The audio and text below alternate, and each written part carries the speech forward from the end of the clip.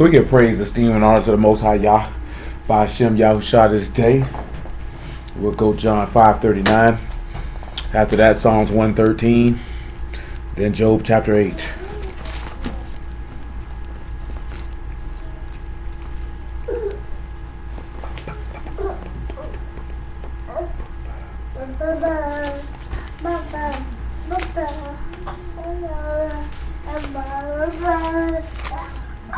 All right. Search the scriptures, for in them you think you have eternal life, and they are they which testify of me. And you will not come to me that you might have life. I receive not honor from men, but I know you that you have not the love of Elohim in you. I come in my Father's name, and you receive me not. If another shall come in his own name, him you will receive. How can you believe which receive honor one of another, and seek not the honor that come from Elohim only? Psalms 113 and 1.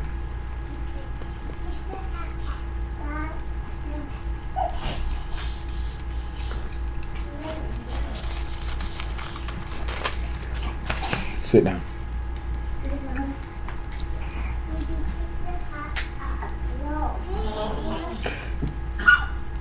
Hallelujah. Praise, O ye servants of Yahuwah. Praise the name of Yahuwah. Baruch be the name of Yahuwah from this time forth and forevermore. From the rising of the sun until the going down of the same, Yahuwah's name is to be praised. Yahuwah is high above all nations, and is esteemed above the Shamahim.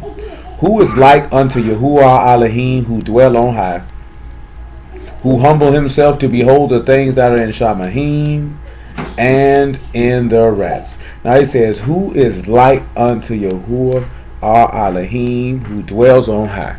So I'm trying to think of what that said real quick. Now, of course, this is a very simple question. For some, it may seem as if it would be almost borderline redundant. But there's a rhyme and a reason of the direction that we about to go to this one here. I need you to swing to Isaiah chapter 40. About verse 15.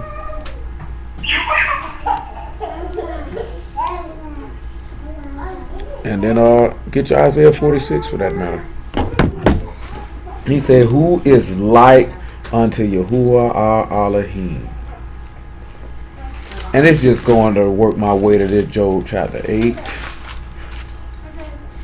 What is it? Isaiah 40 about verse 15.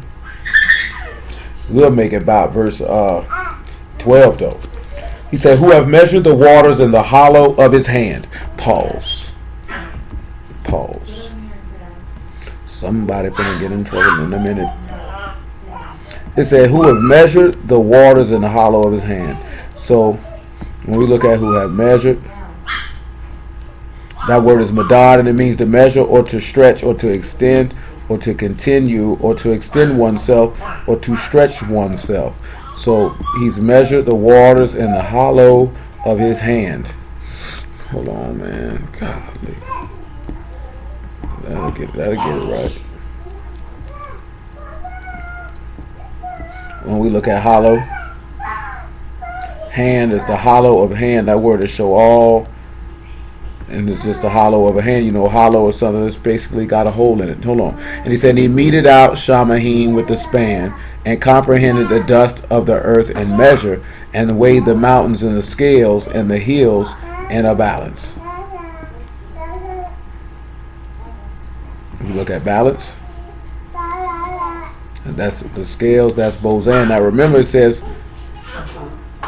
who is we looking at Psalms 113? We're talking about who is made like unto Yahuwah, and humbled himself to behold the things in Shamahim and near rats. Now it says, for he meted out Shamahim with the span and comprehended. So we're going to look at span. That's just a unit of measure. It's a half a cubit, and it's a wrath. You look at comprehend, and that is to seize or contain or to measure or to calculate or to sustain or endure, and that's cold. Forbearing or to nourish or to make provisions. So when he comprehended the dust of the earth and measure, it said he endured it. He sustained the earth and measure, and he weighed the mountains in the balance. Now, when we sit there and we think about this here, as he sits back and he says he's measured the waters in the hollow of his hand, which you know that's the ma'im for waters, and meted out the shamahim with the span, and comprehended the dust of the earth in measure, and weighed the mountains in scales and the hills in a balance. So hold this here and let's just look at something in Deuteronomy 25. The Most High willing it all makes sense in a minute.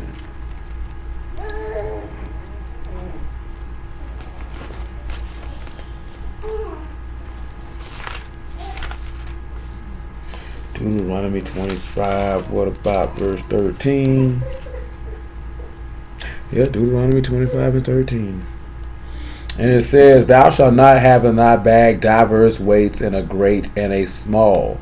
Thou shalt not have in thy house diverse measures, a great and a small. But thou shalt have a perfect and just weight, a perfect and just measure shalt thou have, that thy days may be lengthened in the land which Yahuwah thy Elohim give thee. For all that do such things, and all that do unrighteously, are an abomination unto Yahuwah thy Elohim. No. You have people who do things and they're not necessarily right or correct and what they choose to do. We encountered something like that this week, man. I'm just weighing in my mind, am I going to mention it? Now I'm going to mention it while I can look y'all in your eyeballs and you can smell my cologne. Hold on. That word for unrighteously is a veil, and it's simply just violent deeds of injustice of speech, injustice in general. Truly what we encountered this week was truly an injustice. It definitely couldn't be considered to be right. I'll tell you that. Especially just good grief. But just bear with me. Now he says you need to have a just weight and a just balance. It needs to be perfect and just. Now notice that he said he weighed the hills in a balance. He weighed the mountains in scales and the hills in a balance. Now come back to Isaiah chapter 40, because he done already measured the waters in the hollow of his hand. Now we know that the master was pierced in his hand. He had already measured this out and had decided that he had sufficient to pay.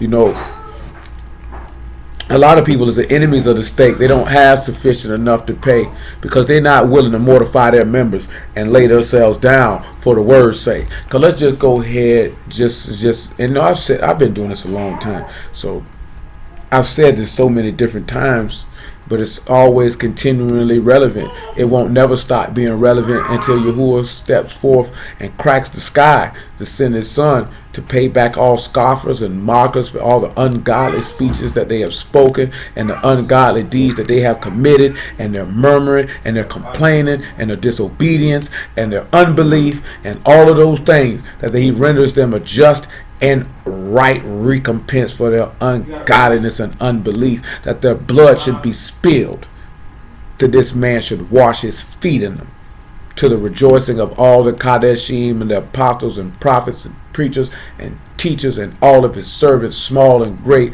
may sing and rejoice, knowing that there was a reward for righteousness, as the wicked are trodden down like mire in the street. I told my homegirl this. I just got mentioned. I just seen it the other day. You know what I'm saying? Because she worked at a gas station.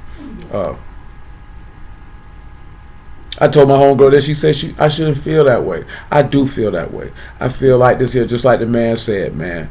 He said, your enemies are my enemies, and I hate them with a perfect hatred. Anybody that has true and utter disdain for Yahuwah in their heart, whether they manifest it openly or blatantly, or whether they cloak it under a form of righteousness, I hope to Yah they are destroyed and killed forthwith at the time appointed. I do not wait for it. I do not pray for it, but yet I do know that he is a just and right Elohim, and their payment will come in due time. You know what I'm saying? As a matter of fact, what's up? Dang, it just hit my head. Oh, yeah. Deuteronomy 32 real fast. That's what I want. That's why I feel that way. That's why I say I don't pray for it. I don't sit around and think about it. I don't have to sit around and think about it because my heart is comforted by words such as this. Deuteronomy 32 and 35. To me belong vengeance and recompense. Their foot shall slide in due time. The day of their calamity is at hand, and the things that shall come upon them make haste. See, hold on. Come over to 2 Peter chapter 2. Now, he's mentioning false teachers in 2 Peter chapter 2, but you can encompass it to whomever you desire. Because the same goes for them. It just, it's not any different for a false teacher than it is for an ungodly unbeliever. They going to get the same thing. Now, 2 Peter chapter 2 and verse 1. He said, but there were false prophets also among the people, even as there shall be false teachers among you, who privily shall bring in damnable heresies, even denying the master that brought them, and bring upon them swift destruction. And many shall follow their pernicious ways, by reason of whom the way of truth shall be evil spoken of, and through covetousness shall they with vain words make merchandise of you, whose judgment of a long time linger not, and their damnation slumber not. If man say it don't sleep. Those things of that nature will comfort you. Just like we looked at Wednesday, it's the token of the righteous judgment of Elohim that you suffer trouble by the hand of evildoers, and that he shall pay them back forthwith. You know what I'm saying? That it's a righteous thing for him to render vengeance unto them that trouble you, whether it be the nations or whether it be individuals. It's his desire to do so. It's no different if somebody troubles your child. Your desire is to stand up and defend your child. And Yahuwah feels the same way about those that are his. That's why he says it's better for you to have a millstone hung from your neck and cast into the sea than for you to offend any of his children. That's an ugly, ugly thing. See, it's like this here, right? I mean, I used to say this all the time years ago. People talk crazy. Let's just say by the off chance, just the off chance, just the off chance that Yah put his word in my mouth, just the off chance. Let's say just on the off chance Yah sent me to preach it, on the off chance, even if I didn't preach, on the off chance, let's just say I belong to Yah, I'm a son of the living Elohim. Let's just say that is the case, on the off chance. If a man did anything to harm me or to do something that would offend me, and I cried out to that man, that would be sin unto them according to the word, and he would avenge me for it. He would avenge me for it. Because he says, touch not his anointed, don't do his prophets no harm. Now you say, people mention that there, but when you looking at anointed, that means those whom he's poured the oil on, so to speak. What is that is? 1 Chronicles 16, I think about. See, I just want to say, because this is going into what we talked about Wednesday. Some of the stuff coming on the fly, I don't want to get deterred too far from what I would desire to do, but let Yah do it as he want to do it, and let him move it as he want to move it. And make sure that what I want to proceed to. 1 Chronicles 16, I'll say by verse 18. And you got to give my voice a little weak. It's a little weak. It ain't too weak, but it's a little weak.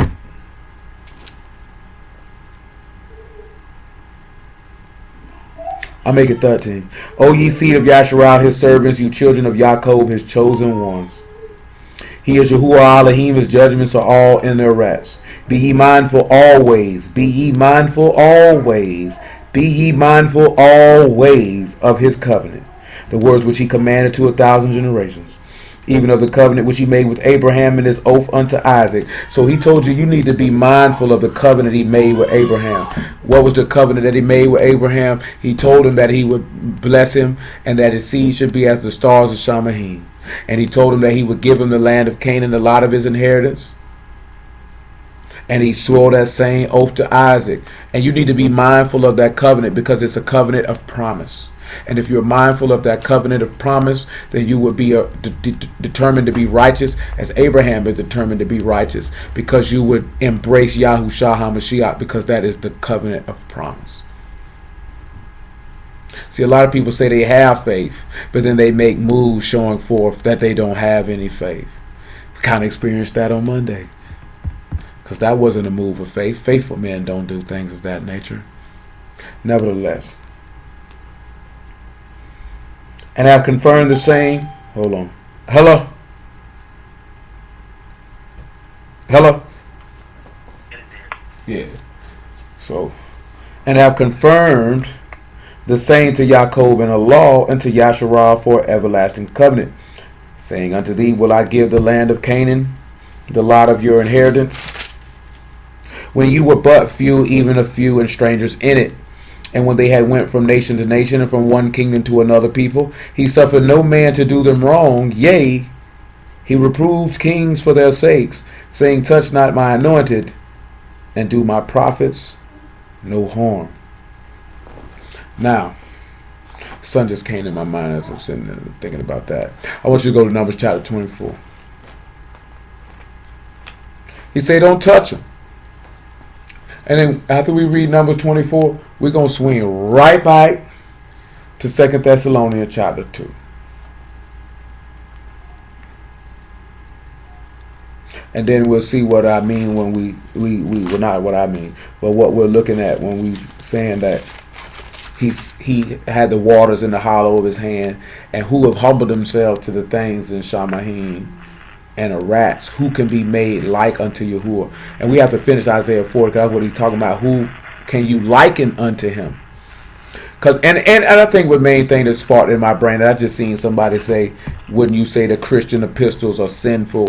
Because he was reading the Philippians chapter 2 on, it's saying that Hamashiach was like him. Because y'all know what we headed to. But what I'm going to be more focused on is, what do we need to do to be like him?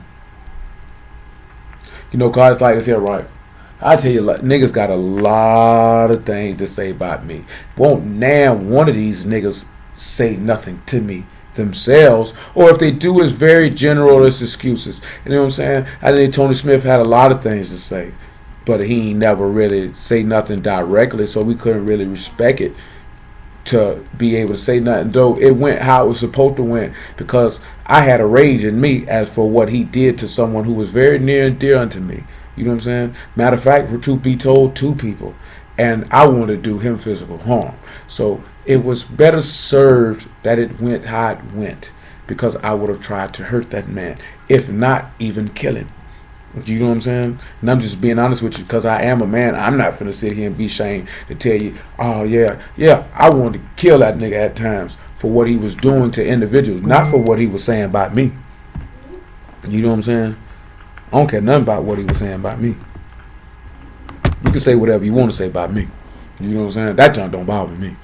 When you go to injuring people that I care about, yeah, I'm not with that. You know what I'm saying? I'm not with that. You know, and my nature is going to want to protect them, and then I know that you're doing it on purpose to injure them and to hurt them. You know what I'm saying? So that makes me want to hurt you physically. And I ain't saying that because I ain't no killer, I ain't no gangster. I'm not hard or nothing. I'm not a violent dude, but I don't like people to hurt people that I care about, though, intentionally. And that's what that nigga was doing. You know what I'm saying? For whatever machinations that he had in his pea brain to do that. But nevertheless,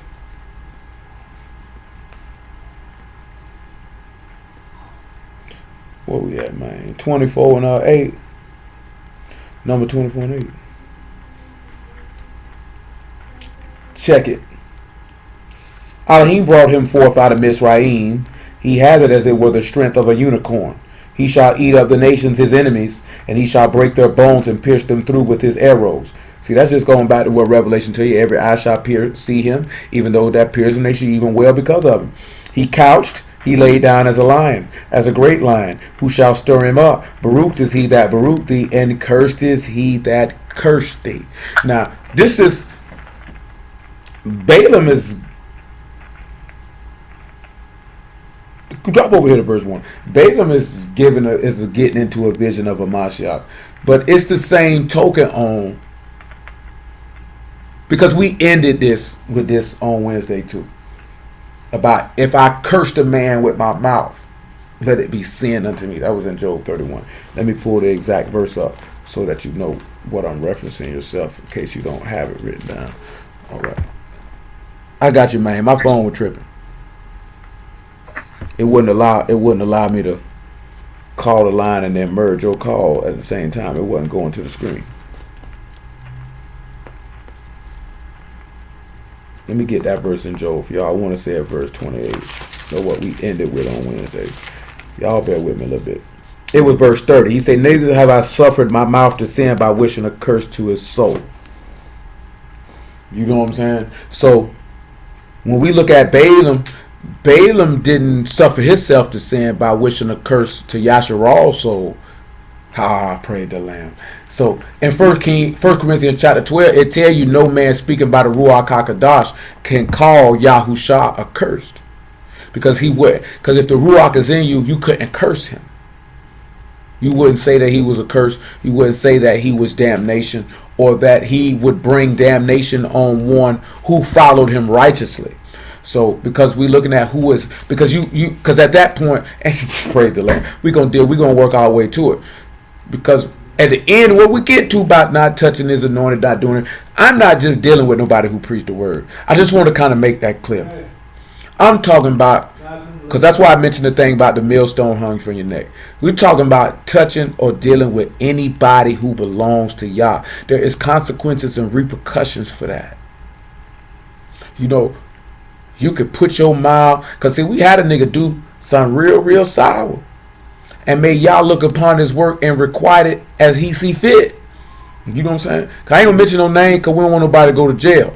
Because it ain't no type of, just like this here, this type of stuff. You know how niggas be, whatever it is, niggas go to jail. I don't care if the nigga see it, nigga know who I'm talking about, nigga know what he did. You know what I'm saying? I don't care about it with me, but you dealing with churn though.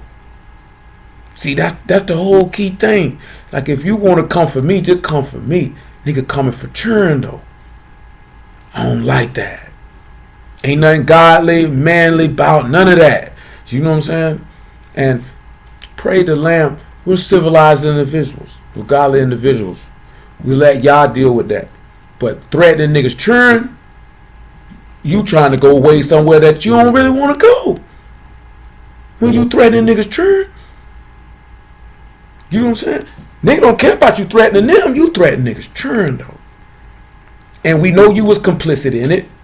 You know what I'm saying? See, we know you not going to see it, but we know somebody going to see it and they going to come tell you. And you know what I'm saying? When you grow some testicles, you could come holler at me about it.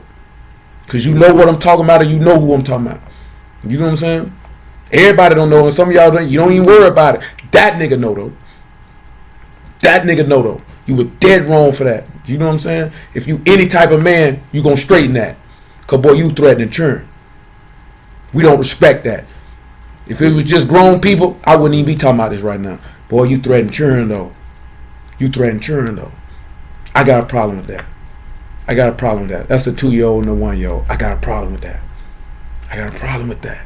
You know what I'm saying? Ain't no way around it. I got a problem with that. That doesn't sit well in my soul. Don't sit well in my spirit. Don't sit well in my heart. Don't sit well in my mind. It don't sit well in my bone. Them churn. But we defend churn.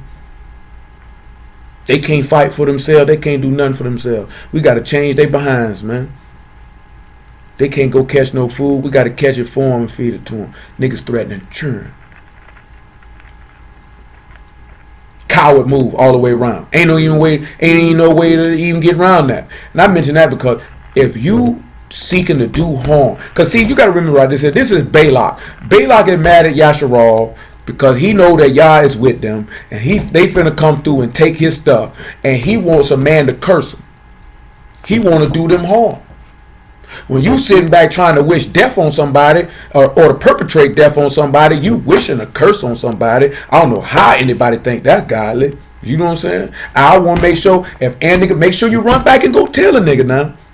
I hope you do it again so y'all can look upon you again and give you a full reward for your work. I pray you do it again. Please. Because we're not going to do nothing to you till you threaten them churn. I don't care what you say about me. You come knock on my door, you can do whatever you want to do. I'm not scared to die. I don't know if you feel the same way. That don't scare me. But the churn though.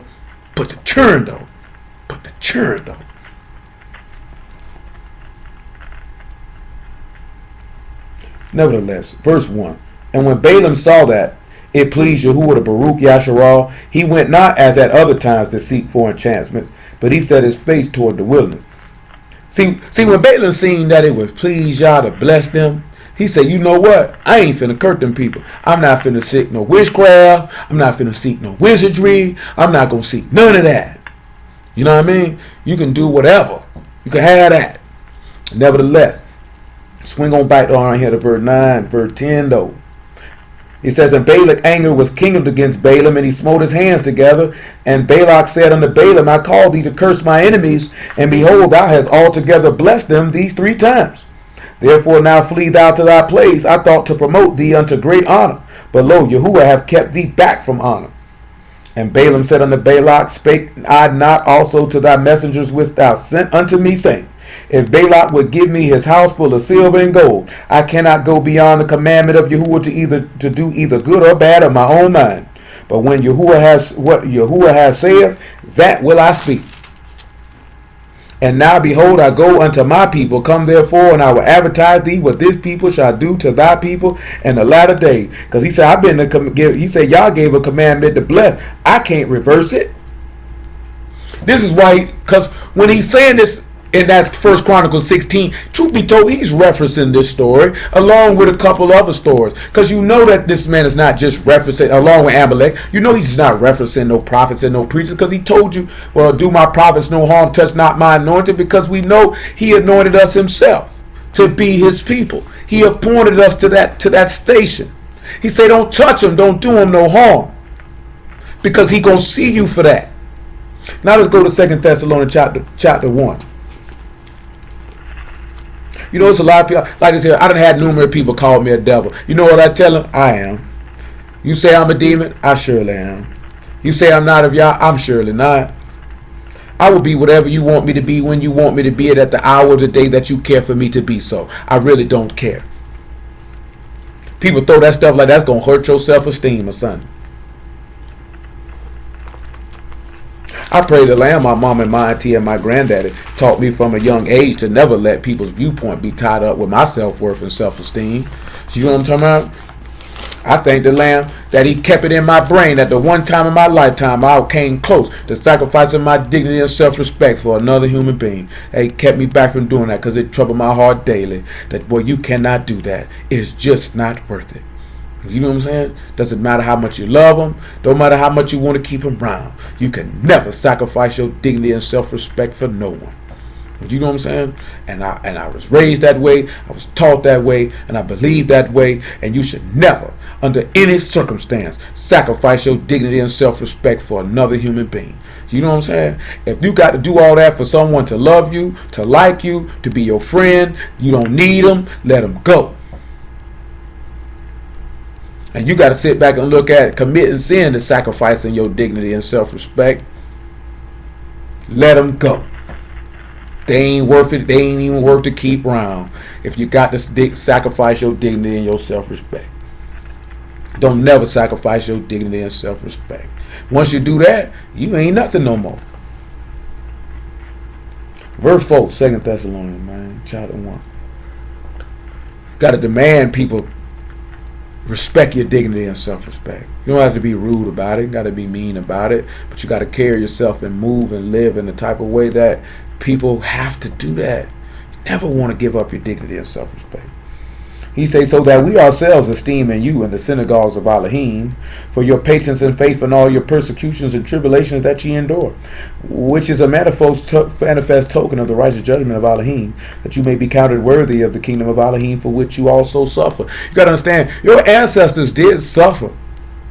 They didn't suffer before the wilderness, but they suffered when they got there. Because Amalek surely came for them, and Balak surely came for them, and they wanted to trouble them.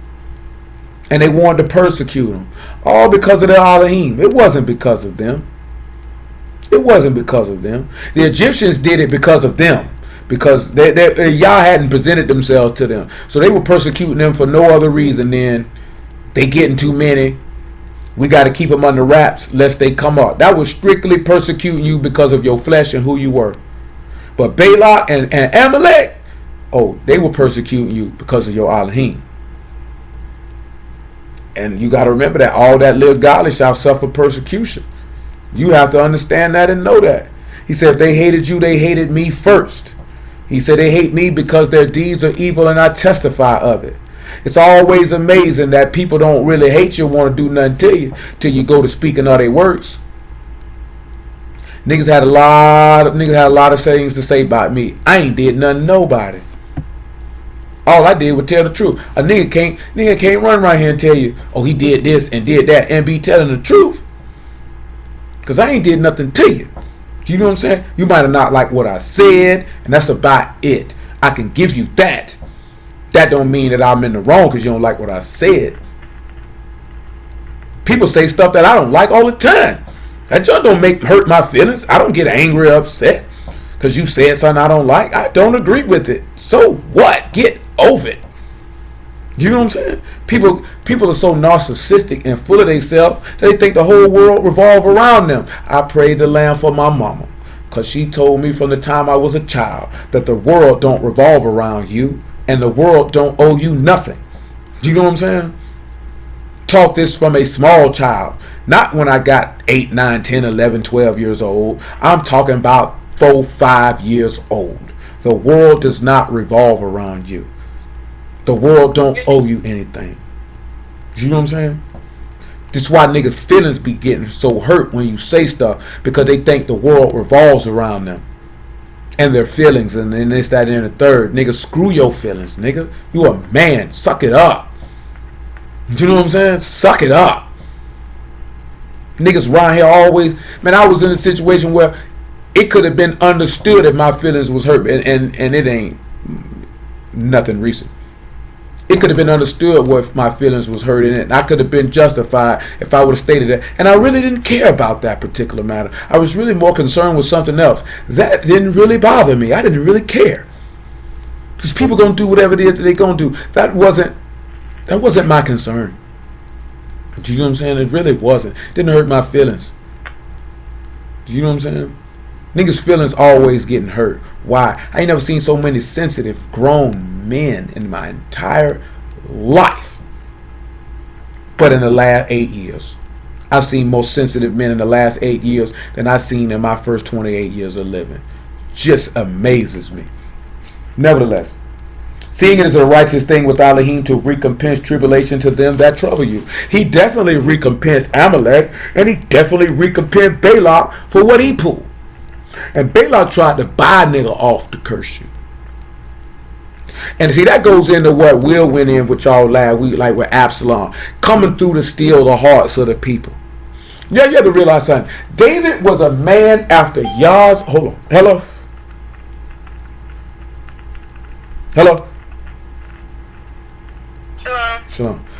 David was a man after Yah's own heart. And Absalom made the people hate him. Now you think about that. David was a man after Yah's own heart, and Absalom made all the people believe that David was a wicked individual. To the point they wanted to kill him. Got the man on the run. Now you weigh that in your heart. You seen what happened to Absalom. He died. Because you can't curse or come after or seek to do injury on those who belong to Yah. Same thing happened to Saul for fooling with David. Same thing happened.